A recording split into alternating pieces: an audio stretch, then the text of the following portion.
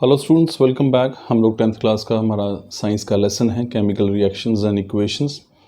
इसी के second lecture पे हम लोग आज हैं और आज हम लोग स्टडी करेंगे कि केमिकल रिएक्शंस होते क्या हैं और हम केमिकल रिएक्शंस को कैसे इक्वेशंस की फॉर्म में एक्सप्रेस कर सकते हैं। तो स्टूडेंट्स आइए चलिए सीधे स्ट्रेट फॉरवर्ड हम लोग पहुँचते हैं अपने टॉपिक पे।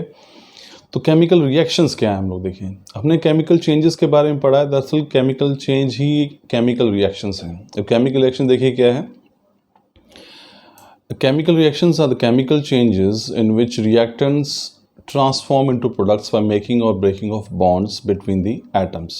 तो केमिकल रिएक्शन, जिसको आप एक रासायनिक अभिक्रिया कहते हैं, वास्तव में एक रासायनिक परिवर्तन है जिसके अंदर रिएक्टेंट्स यानी कि वो जो आपस में रिएक्ट कर रहे हैं, जिसको आप अभिकारक भी कहते हैं, दे ट्रांसफॉर्म मतलब अपने आप को बदल लेते हैं इनटू प्रोडक्ट्स बाय मेकिंग और ब्रेकिंग ऑफ बॉन्ड्स। तो वो पुरानी बॉन्ड्स को टूट जाती हैं, इस दौरान नई बॉन्ड्स बन जाती हैं और नया प्रोडक्ट जो है वो बन जाता है। तो इसको बोलते हैं हम केमिकल रिएक्शन। तो केमिकल रिएक्शन वास्तव में एक केमिकल चेंज है जिसमें रिएक्टेंट्स जो हैं वो प्रोडक्ट्स में बदल जाते हैं।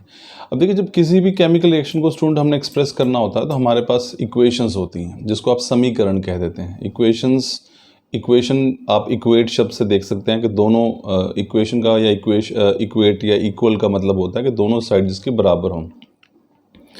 तो ऐसे ही हमारे पास जो केमिकल रिएक्शन है उसको भी हम एक इक्वेशंस के ज़रिए जो है वो शो कर सकते हैं। तो इसमें सबसे पहले हम बात करेंगे वर्ड इक्वेशंस की। अब वर्ड इक्वेशंस की हमारे पास देखिए क्या इक्वेशन, यानी कि समीकरण से a + b it is forming c + d। तो ये एक इक्वेशन हो गई।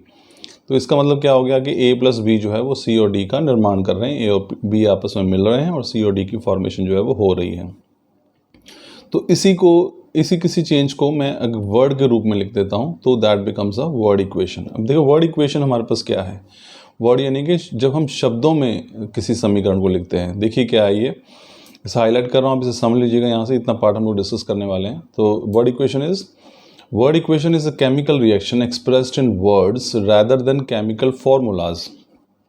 It helps identify the reactants and products in a chemical reaction. तो जो वर्ड इक्वेशन है स्टूडेंट्स, वो वास्तव में क्या है, कोई केमिकल रिएक्शन को ही व्यक्त करने का एक तरीका है। लेकिन हम यहाँ पे फॉर्मूले का इस्तेमाल नहीं करते। हम सोडियम की बात करते हैं तो वहाँ पे मैं सोडियम का फॉर्मूला क्या है, Na। तो मैं वह Na नहीं लिखूँगा सोडियम का फॉर्मूला, या हाइड्रोजन का फॉर्मूला H नहीं लिखूँगा, या फिर कार्बन का फॉर्मूला C नहीं लिखूँगा। मैं पूरा वर्ड लिखूँगा, हाइड्रोजन HYDROGEN। तो इस प्रकार से जब आप वर्ड्स की फॉर्म में किसी भी रासायनिक अभिक्रिया को या केमिकल रिएक्शन को एक्सप्रेस करते हैं, that is called the word equation. आप यहाँ देख सकते हैं। तो वर्ड इक्वेशन क्या है, basically chemical reaction expressed in words rather than chemical formula. जब किसी भी रासायनिक अभिक्रिया को या रासायनिक परिवर्तन को हम वर्ड्स की फॉर्म में एक्सप्रेस करते हैं, फॉर्मूलाज की फॉर्म में नहीं, तो वो कहलाता है वर्ड इक्वेशन। और वर्ड इक्वेशन से हमें रिएक्टेंट्स और प्रोडक्ट्स, यानी जो मिल रहे हैं आपस में, जो रिएक्टेंट्स होते हैं और जो प्रोडक्ट जो बनते हैं, दोनों को ही पहचानने में हमें मदद मिलती है। एग्जाम्पल देख लीजिए, आप यहाँ पे एग्जाम्पल बिल्कुल क्लियर है।